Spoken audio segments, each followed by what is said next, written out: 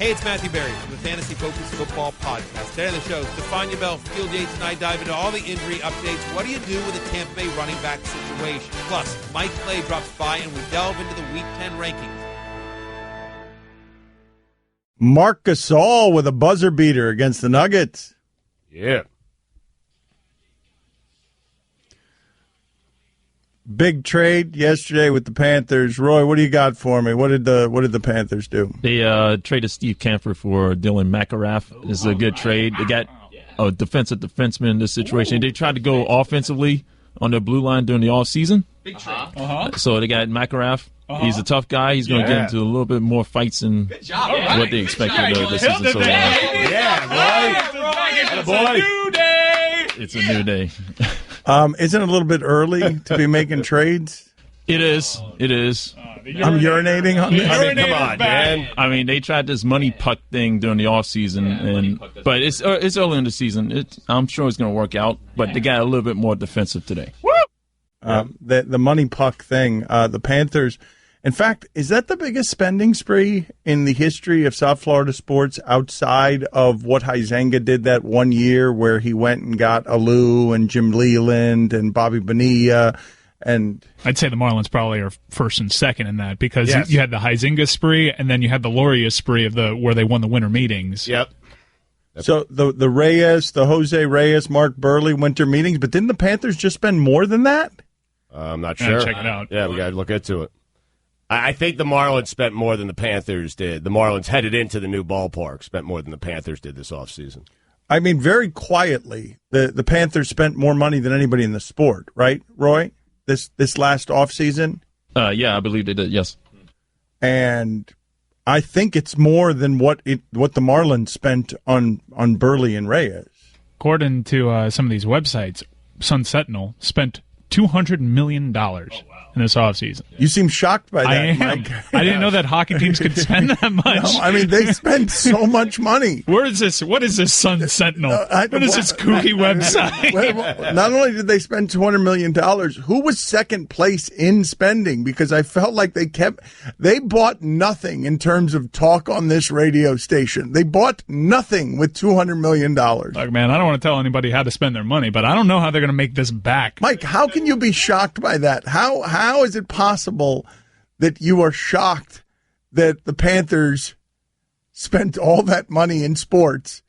You're finding out about it 6 months later. I guess it's because all the names have so many consonants in it that I just didn't figure what was going on. Do we know what the Marlins spent that offseason? Headed into the new ballpark? I'm looking it up right now. Well, right. Burley was like 50 or 60, and Jose Reyes was 100 million something. But there was more than that, right? You had Keith Bell, right. There were some other guys there, too. So, what year was that, 2012? yes, 2012. I got my first number here on the search is 194, which would bring it under this hockey team that is wastefully spending. Yeah. Wow. And they're all injured, right, Roy? Or are they getting healthy now? They're all injured right now. Everyone's injured. Hey, we just got a defenseman's defenseman. Yeah, okay. That's it. We needed that. Yeah, so what is he? Is he? He's not a thug though. He's actually. He gets into fights, yes, but he's going to defend his teammates. So yeah, he's going to be more defensive. Well, why did they need him specifically? They needed more. They needed more toughness on the blue line. So good on them. Yep, they needed some muscle, Dan. Yeah, you got to defend the crease in the front of the crease. Yeah, defend that crease. You got to. All right, I'm at MLBTradeRumors.com that have Jose Reyes, Mark Burley, Heath Bell, and I think we all forgot Greg Dobbs. Yeah, Dobbsy. Yeah, Dobbsy. Yeah. Total spend $194 million. Wow. Yeah, we're not counting Ozzie Guillen. That's right, Ozzie. It's a good point. I think he got like $35 million or something. How do they have $200 million? Mike, how are you stunned by this? Because you knew the Panthers spent, correct? You did know that much, yes? Yeah, I knew that they spent some money, but I thought that they spent it on, like, hey, we have some young guys, let's lock them up to maybe some, like, team-friendly contracts. I didn't know that they could spend $200 million. But wait, you didn't know that they were spending on free agents? No, I knew that they were signing some free agents, but I didn't know that they were good. Like, because, I didn't really, these weren't names that I recognized. It's not like Zach Parise signing, Also, I think we're just counting signings, but remember, they also acquired a lot of guys like Carlos Zambrano, so I'm not sure if that gets lumped into how much they spent. Oh, they spent like $1 million on Zambrano. Nobody wanted him. Guillermo, put up on the poll, did you know that the Panthers spent $200 million on hockey players this offseason? I want to put that to our audience. The Marlins actually got Zambrano and $15.45 million from the Cubs to make that deal happen for Volstead. Wow. Good steal. Yes. So it actually brings the $194 million. You brought the number down. Javi Vasquez. Remember that team, man? Yes. Oh, it was so good. Javi Vasquez. Yeah, the Marlins thought they were making a run. Guillermo, put that on the poll at Le Batard Show. Did you know the Panthers spent $200 million on hockey players? And then the next question, has $200 million ever bought less? You normally get, the Marlins won the winter meetings and they got a bunch of talk and stuff. The Panthers spent more, and this is the most we've discussed them total. I'm pretty shocked to hear that they spent $200 million in the offseason. I would have guessed, if you would have asked me how much did they spend this offseason, knowing that they signed some of their own guys, I would have said $35 million maybe. I would have been way off. But you're saying at least the Marlins got some buzz. They got some talk. They got conversation. Usually you get in sports. Because the players were lousy. You get some marketing in sports right. for $200 million in offseason spending. You get something. But what you don't get is the executive producer for the sports show in the market having no idea that you spent any money. And while I know they spent money, can't name a dude. Totally can't name a dude. Can't name a dude. Can't name a dude. Sue, can you name a dude? A new dude. Oh, a new dude. No, that's what I'm saying. Yeah. Can you name it? Because I got Ekblad all day. Yeah, I had that one too. I got Huberdeau and Ekblad. I got those on lock. We got Luongo still there, right? Yeah, he's still there. I know that instead of the Spacey sweatshirt, they're also using a barber shop cape now. That's a reward. So I'm in on this Panther beat. Yeah. I'm all over the Cats. All right. But I cannot name a new signing. Can this show, other than Roy, combined, Chris, Guillermo, Mike, Stugotz, me, can we, in total, for the $200 million that the Panthers spent, name a first or last name that they acquired correctly with that $200 million? That they acquired. No deal. No deal. No deal. I can't name a dude. We can't come up with a name, a first or last name between the five of us? Well, if I'm guessing a first name, we're going to go Alexander, but with the E at the end of the Alexander. How about that? No, you got an E missing from Alexander. It's A-L-E-X. Or Nicholas. No. I have it ending in an R-E in the Alexander. Or Nicholas, that's Niklas. Yeah. Or an Alexander with a K, I believe, right? Yeah. Alec. Yeah. Ander. Yeah. They're not new. Mm-hmm. So we have those. We already had them. Woo! We already had them.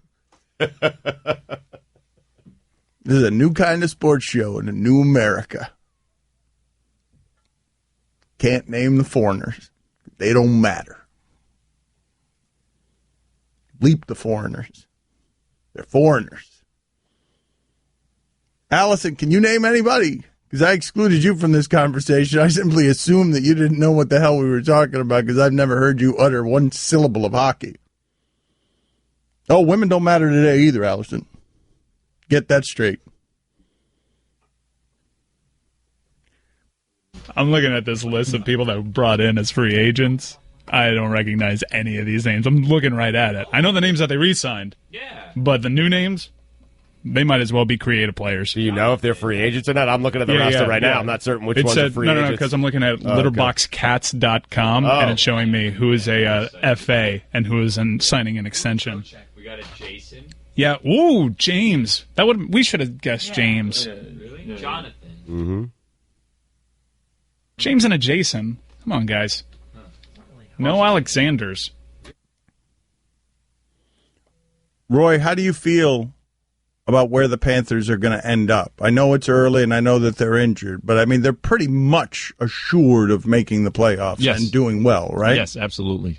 it's a slow start and obviously the injury situation. But yeah, they're going to make it deep in the playoffs, and I hope they play the Lightning in the second round. That's going to be fun. Deep. Easy. I hope that projection didn't come from 538. Oh, no. Oh, man, 538.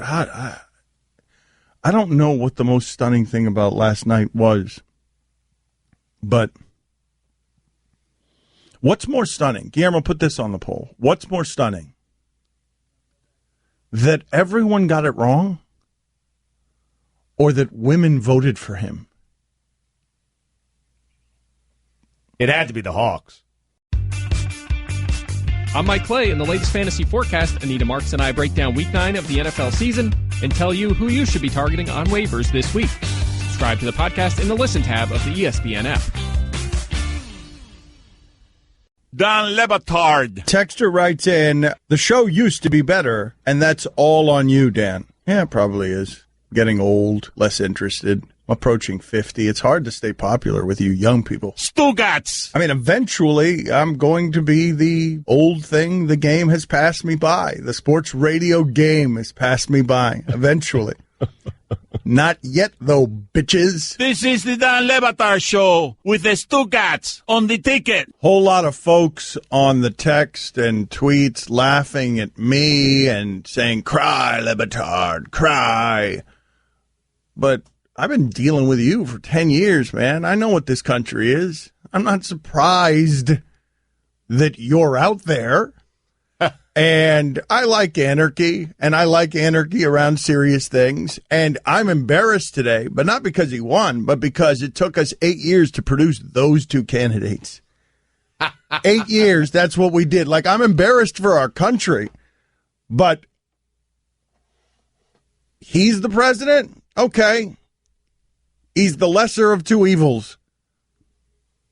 And either way would have been pretty embarrassing. Yeah. Because we had 8 years to get all these career politicians fighting that guy, and they lose to somebody who's a total rookie. So I'm embarrassed for our country, but I was embarrassed going into it. Sure.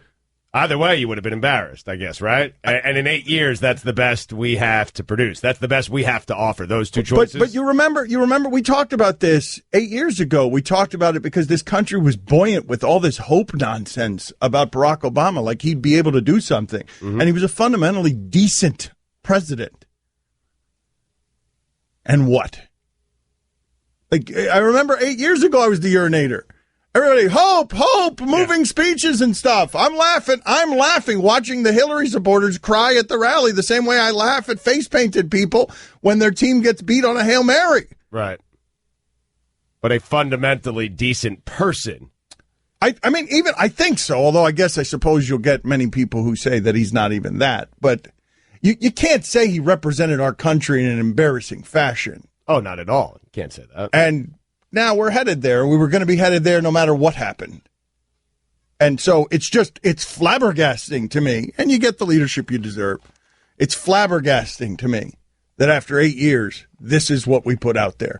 And that people are that fed up with the liars and the cheaters and the corrupt and the evil and the big money, that they're that fed up, that they're so fed up that they make that guy the champion for the working class, which is, I mean, just uproarious.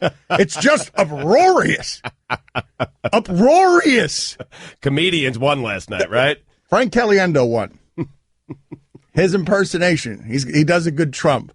He can Clinton and Bush. It's hard for an impersonator to get old. I've talked a lot about Von Meter the day his career died when JFK was shot. That poor guy was doing JFK impersonations. Then the president shot. It's like, oh no, double loss, presidential assassination, and there goes my career. A lot of people are saying this is great for Alec Baldwin. I'm pretty sure he took an L last night. Oh yeah, yeah. So yeah, you can laugh at me because you think I'm crying, but I'm not. I mean, I'm not crying. It's a very powerful position that's largely symbolic, and Barack Obama didn't end up doing much with all the hope and all the power. 8 years he was in office, 8 years, and look at in terms of uniting our country. Has it ever been more divided? I'm certain it's been more divided, but in recent history, no, it has not. Yeah, I think it's been more divided, like during the Civil War. Right. Yeah. I'm not sure. I feel like if I armed people right now, it'd be the same. I feel if right now I took away the rules and I just armed people, I feel like we might get the same thing right here outside the Cleveland. If I gave everyone bayonets. Right. And said, look, no consequences. Go. So Stugotz of you. Has it ever been more divided? Yeah, the Civil War probably. I'm not sure. I'm entrenching myself even more in my position. I disagree. Well, that's also so Stugotz. I disagree. I disagree. I'm saying that if I armed everybody right now. Guillermo, put it on the poll. Are we more divided right now than we were during the Civil War? Are we more divided as a country right now?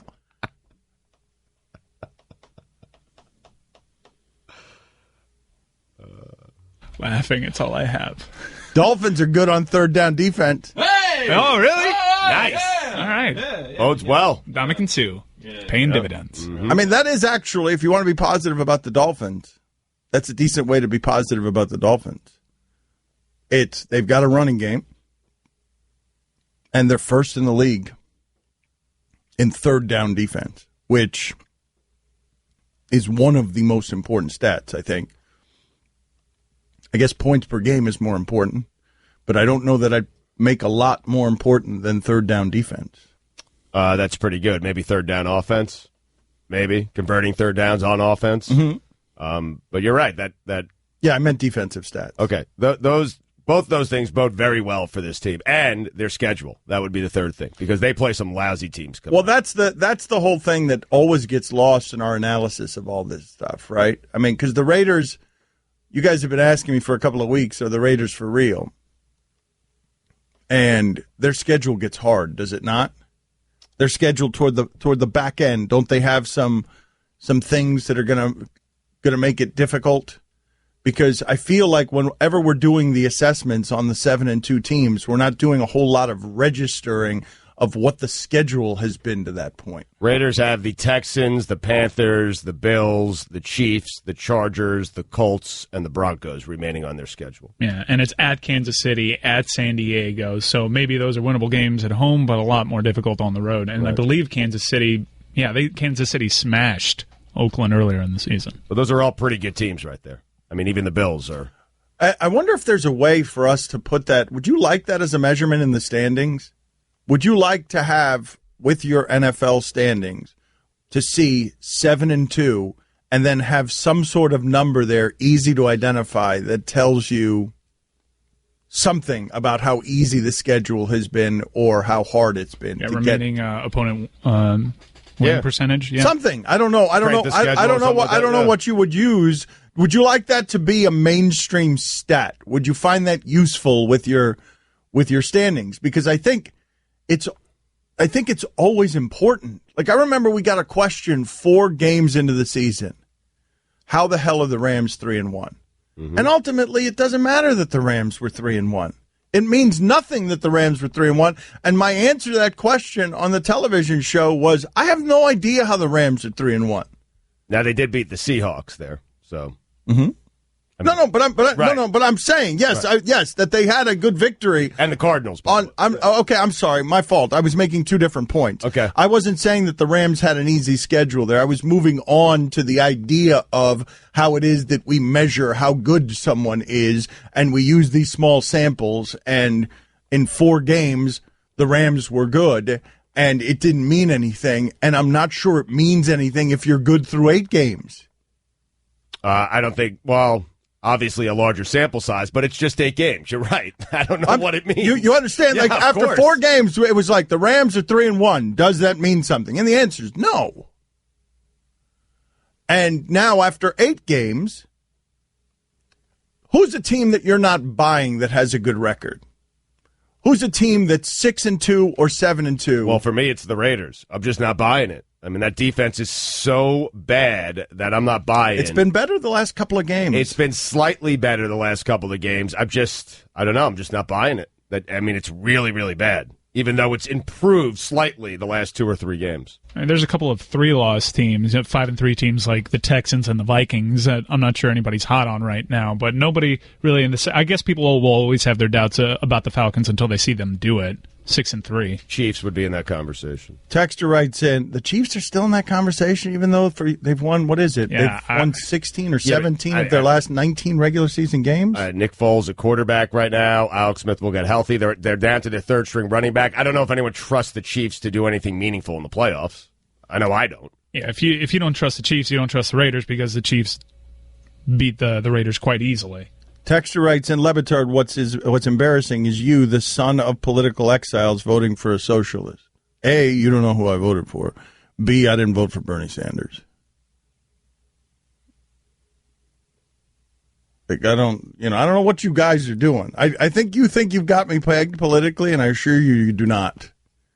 Dude, I don't even have you pegged. You've been all over the place. Like, I don't align with anybody. Like, No. What makes you guys think for a second that I would align with just a party because it's got some sort of beliefs? Like, if all my beliefs are absolute and that's all I would believe, like, what makes you think for a second? I've got liberal viewpoints when it comes to social issues. I mean, freedoms. unquestionably. Yeah. Yes, freedoms, but.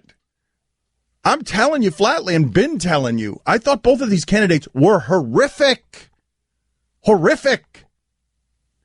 Like, it is a huge national and international blight on our country that after 8 years, what we've got going up against that is Chris Christie. These career politicians, like, it's just it's unfathomable to me that this country could be this great and have that be what we have to choose from in the discount bin after 8 years to prepare to replace Obama. Jeb Bush. Just all of it. All of it. And Bernie Sanders. Sure. All of it. Yeah. All of them. It's just remarkable. Nobody was going to. Bernie Sanders could have been a genius who made everyone's life utopian. You can't vote for someone who looks like that.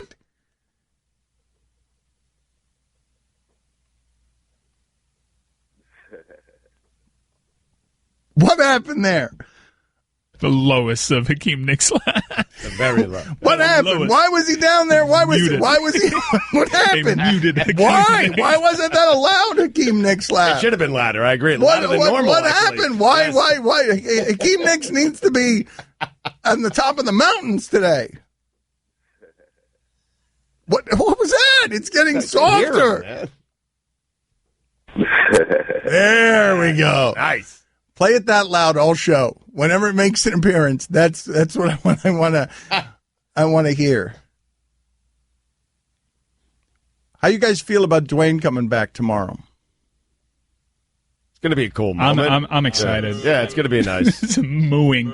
There's some the movement. I don't like the move by itself. I don't like the moo by itself. I like it with its friend, with its running mate. The hiss. I want a viper pit up there tomorrow night.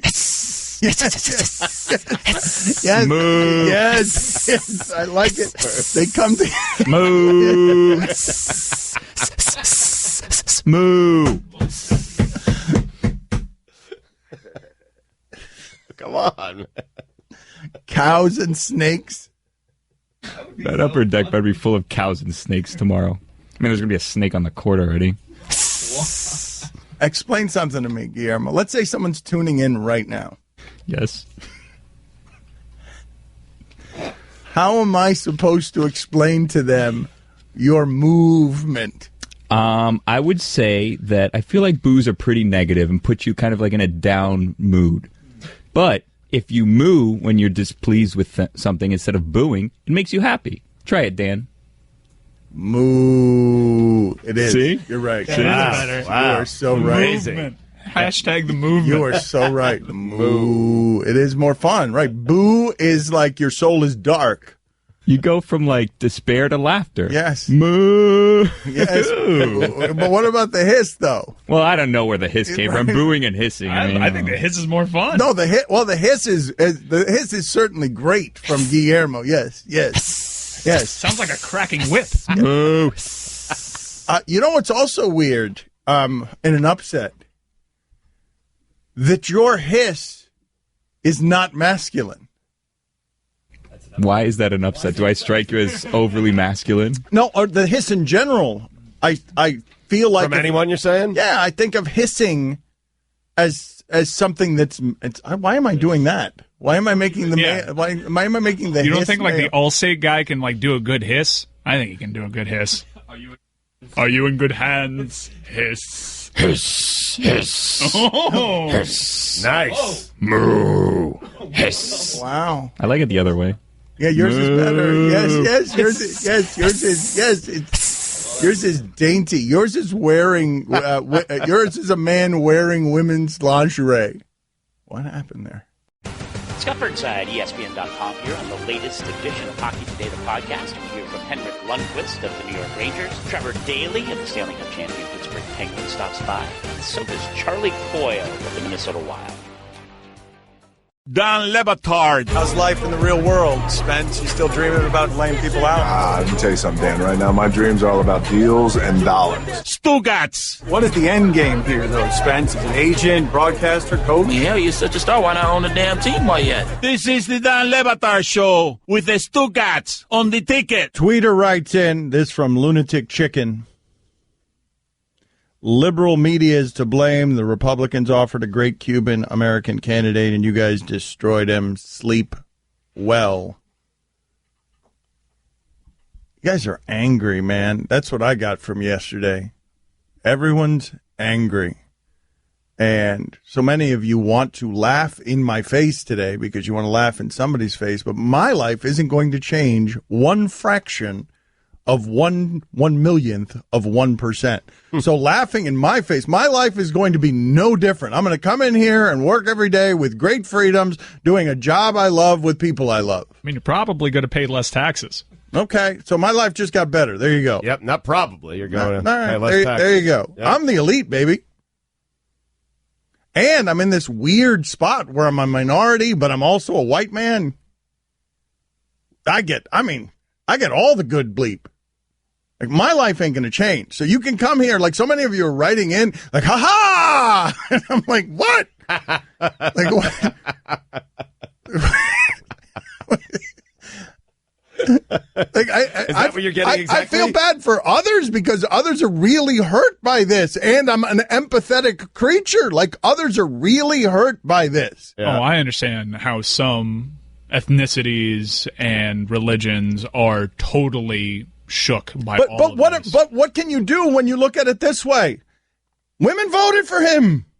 Yep. They swung the election. Women. Mm-hmm. After he said, grab him by the bleep. Like, okay, all right, all right. And Latinos, too. Yep, they voted for him. And a lot of Democratic voters, I was reading this morning, they just didn't show up. Yep. They didn't go to the polls. Lowest turnout since 2000. Yeah. For whatever reason, the Democratic candidate didn't really excite a base that went out for Barack Obama. They didn't go out for. But Donald Trump flipped 6 states that voted for Barack Obama twice. Yep. So there seems to be more than just like one major issue here. Mm-hmm. I mean, a lot of people were saying, the experts were saying, had Bernie Sanders won that he would have beat Trump in the election. I mean, okay. Because he would have energized the base more and gotten more people out? Yeah. I could see that. Would have got younger people out. There's so much second guessing and finger pointing now going around. Mm-hmm. Hillary Clinton didn't do a campaign stop in Wisconsin. Right. No, it feels like sports, doesn't it? Yeah. It absolutely does. Feels so much like sports in terms of playing the result. Like, nobody would have said you have to do a campaign stop in Wisconsin. And then all of a sudden we're all floored that she loses Wisconsin. All of us. Like, nobody would have suggested do a campaign stop in Wisconsin. It's like the second guess eternally gets to be right. Like, if she'd gone there one time, all of a sudden she's getting 60% of the vote in Wisconsin because she blew through one time and ate on a farm. Like, drank some milk. Yes. Drank some milk. Moo. Moo. Yes, there it is. Nice. Last night felt, for me at least, watching it felt like a sporting event. It really did. Oh, for sure. There was a time where Trump had like an 80,000 vote lead in Michigan, and then like 5 seconds later, Clinton went on like a 60,000 to nothing run, and it was down to 20,000 votes in Michigan, and you thought she was going to take that state, and it was exciting to watch. It honestly felt like the Cavs-Warriors series. And I was like, oh, my God, the Cavs are going to do this. Oh, no, Mike. I'm trying to think of a sporting event throughout time that felt like that in terms of I didn't hear anybody saying that was going to happen. Dude, Trump people were saying they needed a miracle. All you have to see is, like, the spaces they rent out for their speech. Trump rented a space that was built for a concession speech. Like, Trump is super opulent. Like, he did a Hilton in New York. Yep. And Hillary builds out this grandiose, like, it looks like there were cranes hanging. I'm trying to think of the sporting event. Villanova? Where nobody, I'm not talking about, obviously, we can go to America's greatest upset, where nobody said it. Where I didn't hear anybody saying with data that I am floored. The data's supposed to be better now than it ever. Doesn't mean anything. Nate Silver has built an empire from being the guy who could predict with polling models. He has built an empire from being able to crunch the numbers and accurately predict the way all the states were going to go. And he got it wrong, and everyone got it wrong. That all the data was garbage. All of it. I can't believe that. Because I believe in data, and all of it was garbage. The only person that was right about this election from day one was the person who won. And we were laughing at him the entire time. Right. It's crazy. But it's unlike anything we've ever seen in our lifetime. Yep. Like, this generation's remembered for this. Yep. But even armed with the data and all that information, you can't predict how many Democrats are going to sit at home and not vote and how many new people are going to come out and vote for. Well, many people are writing in Buster Douglas. Man, in the case of Buster Douglas, a heavyweight fighter's always got a puncher's chance. Always. Yep. I don't remember. I mean, obviously, I think Broussard picked the Cavs in 7. Somebody picked the Cavs. You know what I mean? Like somebody. Right. You know what I mean? Right. Somebody. Even if it's the lunatic fringe, Well, Newt definitely picked Trump. So, like, he's the Broussard vote. Yeah, but Newt wasn't doing it with numbers. No. Newt was just doing it just right because he's Newt. Yeah. And now a bunch of sports franchises are going to hire Newt in a way to, like, a copycat league. Guillermo, are we put this up on the poll. Are we still making Newt? Are we still making Newt? All right, Stugotz, I want to get into this with you because I heard from a lot of Heat people yesterday on the segment that we did on Riley and Spin and Wade and all that stuff. They were happy with me? No, they said you guys are clueless, is what I was getting a lot of. You guys don't know what you're talking about. All right. So you are defending Riley, though. 100%, yes. And a lot of people in the Heat organization object to the way that Wade, who is spinning things, is talking about a lack of communication. That he's sitting here saying publicly, he keeps putting it on Pat and a lack of communication with Pat. But they were in consultation at all points with Henry Thomas while he was with LeBron vacationing. Yep. And he kept funneling everybody through his agent and complaining about a lack of communication. And I'm guessing that's inconsistent with the way Wade has gone about his negotiations in years past, meaning he was more involved in it. I'm guessing. Wade is doing some spinning now. And everyone has since this started. But Stugotz is saying it's wrong to blame Riley. And I'm saying it's not in this respect. They made a decision as an organization after getting blindsided by LeBron James, and there's your first failure. You got blindsided by LeBron James, and that's on you. However it is that ended up happening, You can't get blindsided by that. Is it on you, even if there's no way you could have prevented it? You can't get blindsided by that. Okay. You can't. All right. You can't. Okay. Like, you could put that on LeBron James, and that's fine. He's deceitful and manipulative and evil and all the things that you want to call him. Mm-hmm. But you can't be blindsided by that if you're in a leadership position. If he's going to leave, you got to know he's going to leave. You got to have an idea of that. You can't be played the pawn, headed across the country to Las Vegas and leave the meeting, as Riley did, thinking that you've still got LeBron James locked up. It is hard to fathom him going back to an owner who wrote that letter when he left Cleveland, right? I mean, that'd be hard for anyone to imagine. Stugotz, you're in a leadership position. He's your key player. Yep. Okay. You can't get blindsided by that. It's Fair. an absolute. Okay. Like so that's your starting point on failure. Yeah, you got to read a situation in which you're headed into a meeting with a Josh McRoberts and a Danny Granger in your back pocket because he wouldn't help you recruit Paul Gasol. You got to read that situation. Stephen A. Smith knows 2 years in advance, and you don't. That can't be. That's fair.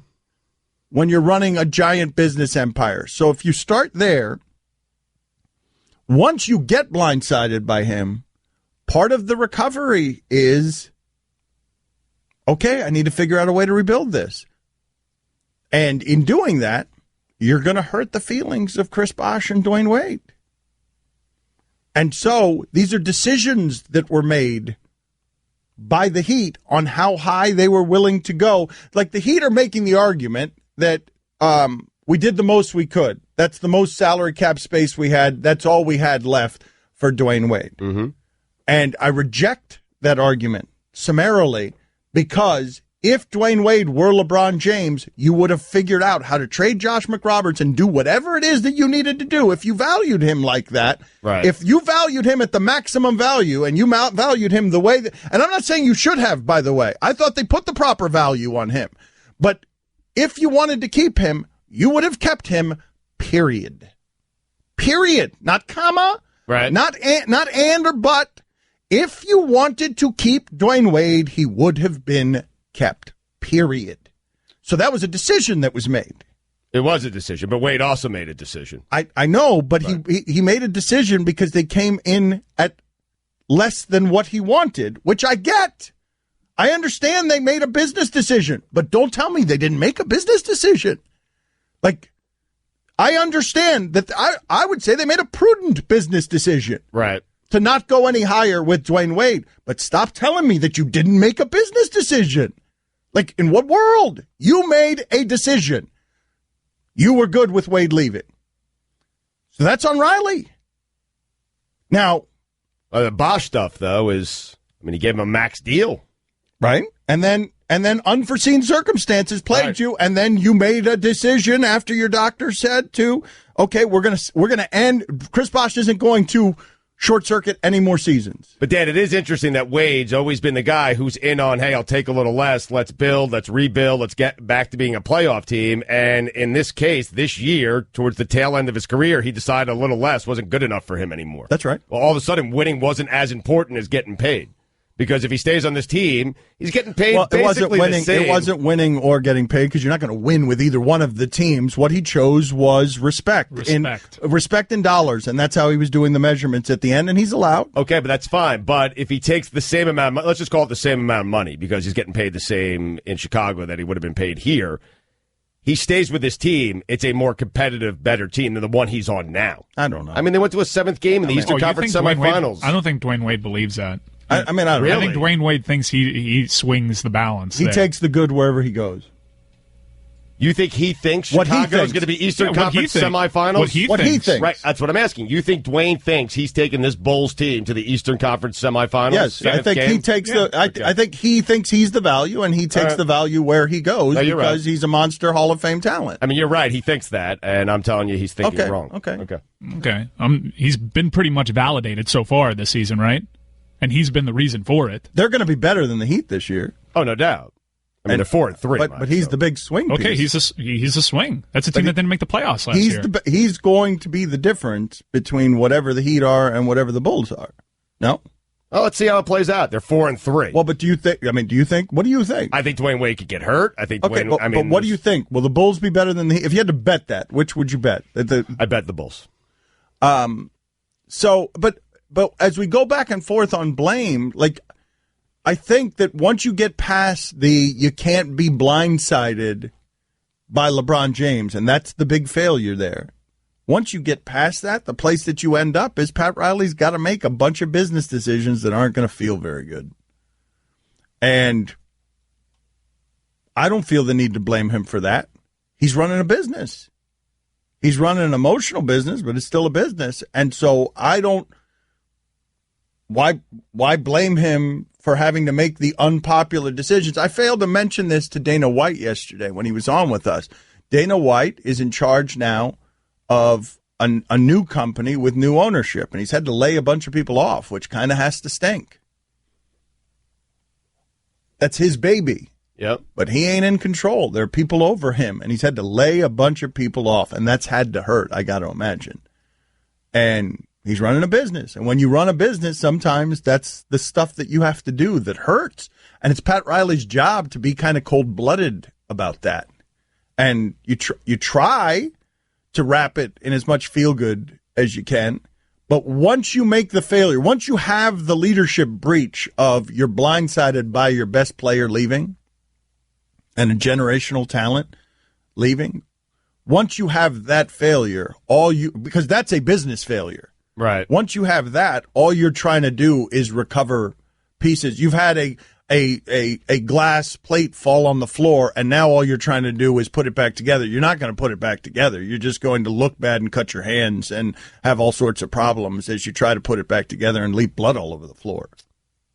A great point is Riley should not have been blindsided, and I understand that point, but he's entitled to make a mistake because he was blindsided. I have to think best friend Dwayne Wade probably knew this was going to happen. Did he tell Pat Riley? Okay, but I'm not going to go. I don't know what the information is on that. Okay, I don't know. We've heard Kendrick Perkins said on Woj's podcast that LeBron James told Chris Bosh and Dwayne Wade at the Soho House at that final meeting that he was leaving. I don't know what's true there. I find it real hard to sort of chew on some of this stuff when we don't actually know what's true from the participants. Yeah, because someone here is so clearly lying, or perhaps both are lying. Well, all are spinning. That's the thing. That's the other thing that makes all of this super muddled. Everyone's in spin. Everyone knows how to do the image stuff. Everyone has been in this game for a long time in terms of how to do marketing. And so, and they've all got their partial truths. They've all got the way that they're seeing things through their filter. Like, I find fascinating sort of the idea that the Heat would say, we did all we could. Dwayne, this is us showing you maximum respect, and Dwayne taking that as a disrespect. Like, right. There are two sides there with the same set of facts, viewing the same set of facts very differently. But I think maybe they lost some respect for Dwayne Wade. It's Dwayne Wade who got LeBron James here, and Dwayne Wade did not tip them off on LeBron James I can assure you that part of what was happening at the end is they were tired of Wade diva behavior. But Wade's sitting there saying to himself and to others, hey, aren't I kind of entitled to be a little bit of a diva? A diva? Look at the 3 rings on my fingers that I got you. Red Hot USC heads to Seattle to face 5th-ranked Washington. 72 yards, the big play strike. Coverage begins Saturday at 7 Eastern on ESPN Radio and the ESPN app.